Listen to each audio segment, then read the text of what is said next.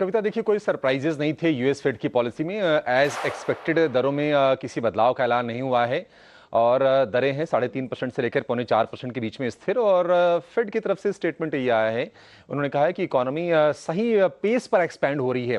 हालांकि ऐसा नहीं था कि ये दरें एज इट इज रखने, स्टेटस को रखने के पक्ष में सारे के सारे लोग थे। दो फेड गवर्नर ऐसे थे जो चाहते थे कि दरों में फिर से 0.25% की कटौती की जाए। उसमें से एक फेड गवर्नर थे क्रिस्टोफर वॉलर, इनका नाम आपने सुना भी होगा। लेकिन अब ये पॉलिसी आ गई है और बाजार में हमने इसका कोई खास रिएक्शन देखा नहीं है। वैसे भी अर्निंग सीजन चल रहा है। आप देखिए, डाउ जोन्स सिर्फ 12 अंकों की हल्की तेजी पर बंद हुआ है। नैस्डैक में हमने 40 अंकों की हल्की मजबूती देखी। हालांकि S&P 500 ने दिन के दौरान नया रिकॉर्ड बनाया, 7002 तक पहुंचा और उसके बाद हमने देखा कि लाल निशान में जाके बंद हुआ। तो कुल मिलाजुला की मिक्स्ड क्लोजिंग रही है। हालांकि जो नतीजे आए हैं कविता अमेरिका में, उसका इंपैक्ट आज के सत्र में दिखाई देगा, क्योंकि आफ्टर मार्केट में सारे के सारे नतीजे घोषित हुए हैं। अगर हम मेटा की बात करें तो मेटा प्लेटफॉर्म 7% आफ्टर मार्केट में चढ़ा है और उसकी वजह ये रही कि इसके अर्निंग्स काफी रोबस्ट आए हैं।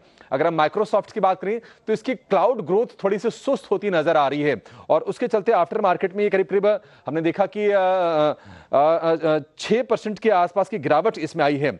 इस हफ्ते कुल 90 कंपनियों के नतीजे आने वाले हैं अमेरिका में और कल टेस्ला के भी नतीजे आ गए। टेस्ला के भी नतीजे अनुमान के मुताबिक रहे, लगभग 1% के आसपास शेयर में हमने तेजी दिखी। इसके चलते हमने हेडलाइन इंडेक्स में कल के सत्र में उतना बड़ा मूव नहीं दिखा, आज में मूव देखने को मिलेगा। आप देखिए, यूएस फ्यूचर से फिलहाल कमजोरी के संकेत मिल रहे हैं। डाउ फ्यूचर करीब 144 अंक नीचे आपको दिखाई देगा।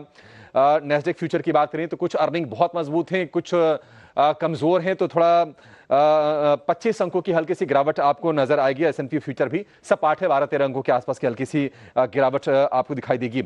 एशियाई बाजारों की बात करें तो वहां पर भी हम देख रहे हैं कि संकेत जो है वहां से मिले जुले आ रहे हैं। निकेई में लगातार तीसरे सत्र में तेजी है।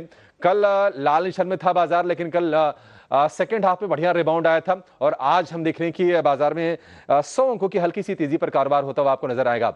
हालांकि कोरिया के बेंचमार्क इंडेक्स कोस्पी में लगातार दूसरे सत्र में आज हम देख रहे हैं कि हल्की सी गिरावट पर कारोबार हो रहा है। लेकिन सोना, चांदी, क्रूड, इनमें एक्शन जबरदस्त है। कच्चे तेल में हमने लगातार तीसरे सत्र में तेजी है और भाव $68 प्रति बैरल के ऊपर भी निकलते हुए दिखाई दे रहे हैं। तो एक ये कंसर्न है और उसकी वजह यह है कि अमेरिका में जो विंटर स्टॉर्म चल रहे हैं वहां पर प्रभावित काफी, वहां पर जो सप्लाई है, वहां पर जो प्रोडक्शन है काफी ज्यादा प्रभावित हुई है, उसके चलते असर आ रहा है। गोल्ड की बात करें तो यूएस में कॉमेक्स पर जो गोल्ड फ्यूचर्स है, इसने नया रिकॉर्ड हाई बना दिया है। $5,625 प्रति औंस का रिकॉर्ड बना है। कल का सत्र बहुत ही बेहतरीन रहा, बेहतरीन तेजी हमने देखी है। अन्य संकेतों की बात करें, डॉलर इंडेक्स 96.29, ज्यादा चेंजेस नहीं है। कल हमने देखा था कि 96.01 की क्लोजिंग थी।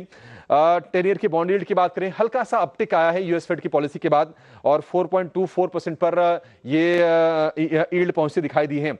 तो कुल मिलाजुला के जो संकेत हैं भारतीय बाजारों के लिए वो मिले जुले साइड पर दिखाई दे रहे हैं और गिफ्ट निफ्टी भी लगभग 90 अंक नीचे खुलने के संकेत दे रहा है 2 दिनों की अच्छी तेजी के बाद।